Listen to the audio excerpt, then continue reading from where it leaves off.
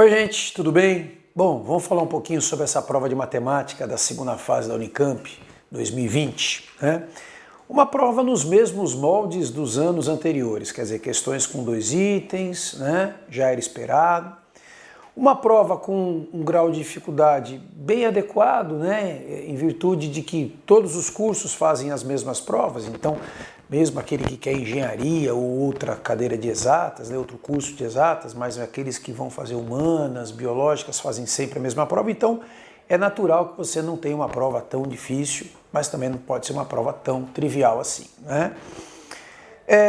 O que a gente percebeu nessa prova? Que os assuntos cobrados foram muito parecidos com os assuntos cobrados do ano anterior, né?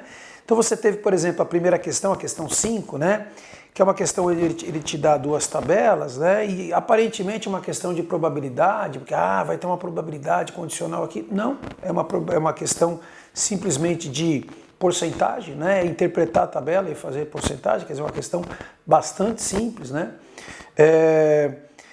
A questão seguinte, a questão 6, é uma questão de geometria, onde o item A é bastante simples, pede para você calcular a área do triângulo, né? Ele te dá 2 lados e te dá o cosseno do ângulo, quer dizer, se você descobrir o seno dele, pronto, você já tem o meio de abesseno, já saiu o item A.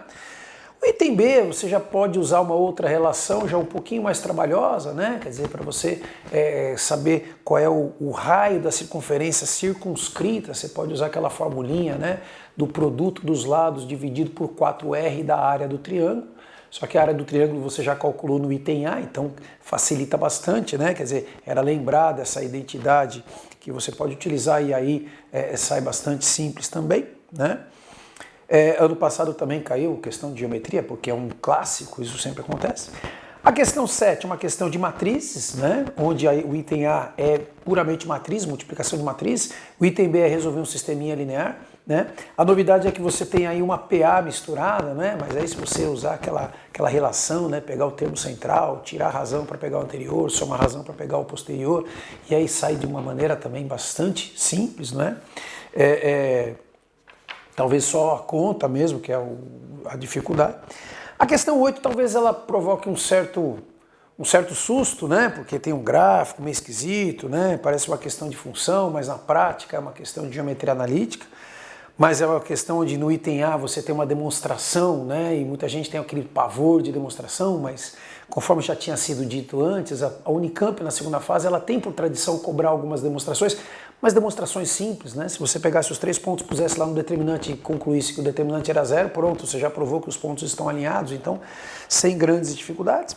O item B é um pouquinho mais trabalhoso, né? Você acaba caindo numa equação irracional, mas com um pouquinho de manipulação algébrica também você conseguiria resolver. A questão 9, talvez a questão um pouco mais difícil da prova, né? Não pelo item A, mas pelo item B. O item A era só você substituir os valores aqui de π sobre 2 menos π sobre 2, sem problemas. O item B, aí você cai numa equação trigonométrica, onde você tem que usar um pouquinho a criatividade para resolver, né? Eu diria que essa foi a questão mais difícil da prova, né? Trigonometria é um assunto que, né, muita gente tem um certo receio, né? E por conta disso também acabou sendo um pouquinho mais exigente essa questão, eu diria, né? E por fim, você tem a questão 10, uma questão de geometria espacial, muito embora tenha sido dado na forma plana, né? Você tem uma planificação de um sólido aqui e ele pedia para você calcular no item A número de vértices e de arestas, né? Quer dizer, se você desenhasse o sólido ali, né? Como é que ele fica montadinho? Era só contar os vértices e as arestas, sairia numa boa.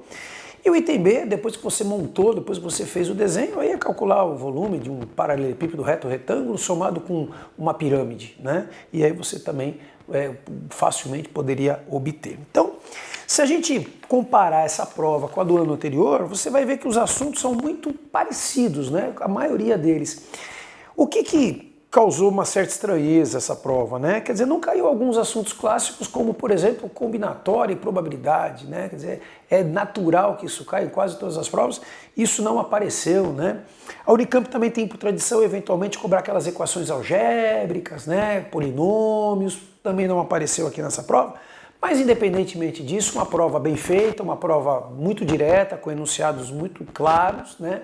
Não teve qualquer problema de interpretação, a prova era ler e resolver, e eu espero que você tenha tido um bom resultado, né? Que você esteja feliz com o seu desempenho e que você obtenha sucesso aí nas suas provas, tá bom? Um grande abraço, até mais.